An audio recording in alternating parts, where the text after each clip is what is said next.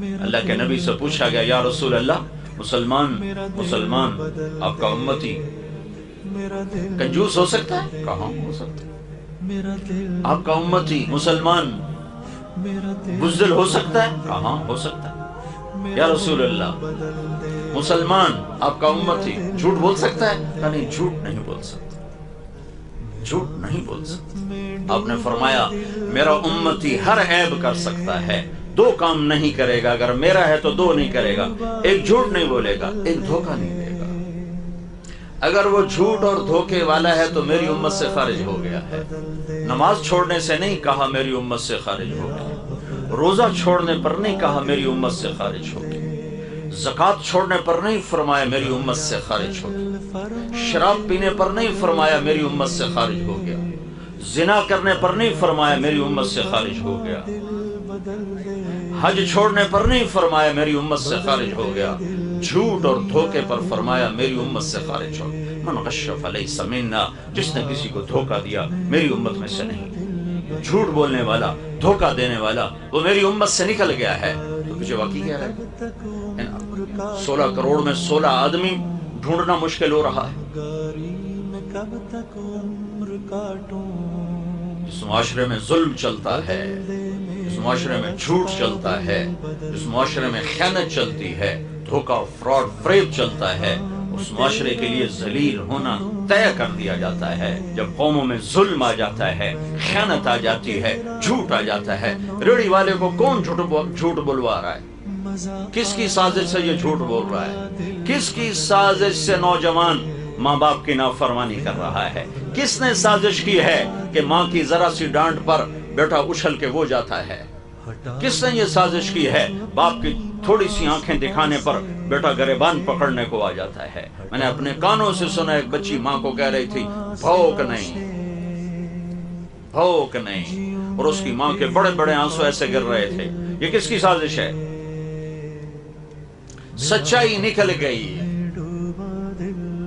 جھوٹ نے ڈیرے ڈال لیے، انصاف نکل گیا، ظلم کی گھٹائیں چھا گئیں، دیانت رخصت ہو گئی، بددیانتی تجارت بن گئی، فراڈ تجارت بن گئی، دھوکہ تجارت کے نام پر دھوکہ۔ یہ کس کی سازش سے ہوا ہے؟ میرے اپنے کردار کی خوشی سے ہوا ہے، میرے اپنے پاؤں پہ کلہاڑی مارنے سے ہوا ہے۔ پھر اور بہت سے اسباب ساتھ جمع ہو جاتے ہیں، لیکن کسی قوم کی ہلاکت کے 3 بڑے سبب ہیں، ایک ظلم، جھوٹ، خیانت۔ ان پر جنید بغدادی بٹھا دو صدر پاکستان، اور شیخ عبد القادر جیلانی بٹھا دو وزیر اعظم، نہیں نکال سکتے زوال سے۔ زوال سے اسی وقت نکلیں گے جب توبہ کریں گے۔ تو سب سے پہلے شہید جو ہوئے مسلم بن اوسج، حضرت حسین کے لشکر میں جو سب سے پہلے شہید ہوئے مسلم بن اوسج، کرتے کرتے کرتے ظہر کی نماز کا وقت داخل ہو گیا۔ وقت داخل ہو، آپ نے سورج کو دیکھا تو آپ نے فرمایا ان سے کہو تھوڑی دیر جنگ بند کرو، مجھے نماز پڑھنے دو۔ تو شمر نے کہا نہیں پڑھنے دیں گے، اس میں قتل، تمہاری نماز ہوتی ہی نہیں۔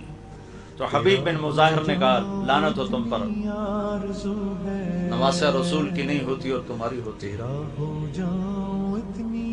تو جب انہوں نے نماز کے لیے تلوار نہیں روکی تو آپ نے یہ نہیں فرمایا ٹھیک ہے چلو، نہیں، پیغام جا رہا ہے، ٹیلی کاسٹ ہو رہا ہے، جیسے ٹیلی کاسٹ ہو، پیغام جا رہا ہے، آنے والی نسلوں کے لیے پیغام جا رہا ہے، نماز نہیں چھوڑنی۔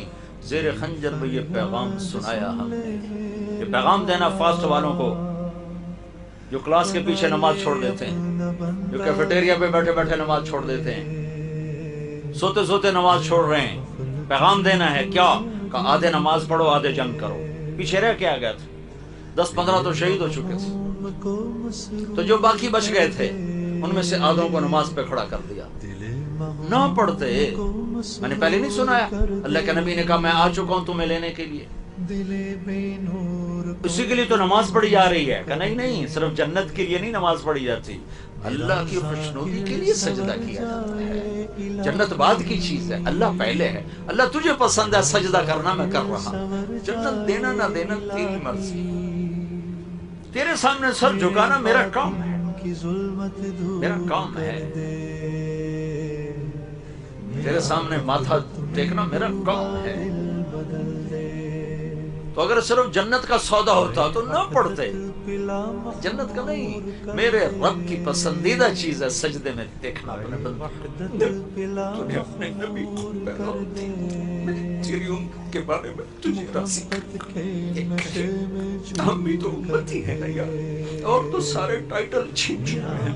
تقویٰ بھی چلا گیا، زہد بھی چلا گیا، علم بھی چلا گیا، نیکی بھی چلی گئی، سخاوت بھی چلی گئی، ہر گندگی دامن میں لے کر ہیں بیٹھے ہوئے. لیکن یا اللہ امتی تو ضرور ہے نا، امتی تو ضرور ہے. بلکہ یا اللہ ہمیں تو ایک اور فضیلت بھی ہمارے نبی نے عطا فرمائی. آپ میرے مولا جنت البقیع سے واپس آ رہے تھے، آپ نے فرمایا میں اپنے بھائیوں کو دیکھنا چاہتا ہوں. صحابہ نے عرض کی ہم آپ کے بھائی ہیں. آپ نے فرمایا نہیں، تم میرے ساتھی ہو، میرے بھائی وہ ہیں جو مجھے دیکھیں گے نہیں پر مجھ پر ایمان لائیں گے. میرا کلمہ پڑھو اے کریم آقا، اے مالک، میں اپنے بھائی کو جلتا نہیں دیکھ سکتا. آپ کا نبی تو بڑی شان والا ہے، انہوں نے ہمیں اپنا بھائی کہا ہے، وہ یقیناً ہمیں جلتا دیکھ کے بڑے رنجیدہ ہوں گے. اے مہربان اللہ، ان کے دل کو غم سے بچانے کے لیے رحم کر دے.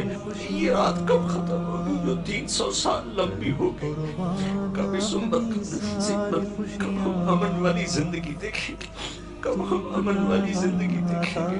کب ہم محبتوں والی زندگی دیکھیں گے؟ اے کریم آقا، ہم تو گندے حقیر ہیں، کوئی جو بھی میں عمل ہوتا تجھے واسطہ دیتے. ہمارے پاس کچھ نہیں، ہم تجھے تیرے نبی کے آنسوؤں کا واسطہ دیتے ہیں. ہمارے ہاتھ پہ کرم فرما دے، رحم فرما دے، ہم سے راضی ہو جا. ربنا آتنا فی الدنیا حسنہ وفی الآخرۃ حسنۃ وقنا عذاب النار. وصلی اللہ تعالی علی النبی الکریم. آمین برحمتک.